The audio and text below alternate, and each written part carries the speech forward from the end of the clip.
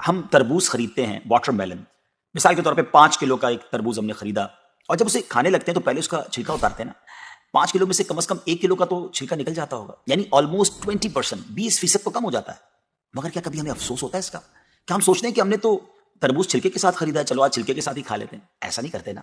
اسی طرح مالٹے کا بھی حال ہے کہ ہم خوشی خوشی سے اس کا چھلکا اتار دیتے ہیں، حالانکہ ہم نے چھلکے سمیت خریدا ہوتا ہے، مگر اس چھلکے کو پھینکتے ہوئے ہمیں کوئی تکلیف نہیں ہوتی.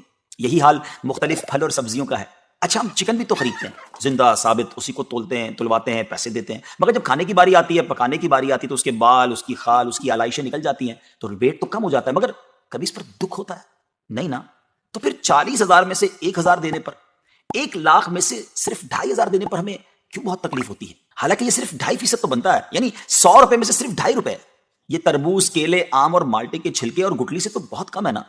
اسی تو زکوٰۃ فرمایا گیا. ہاں، ایک اور بات، سال میں ایک ہی بار دینا ہوتا ہے.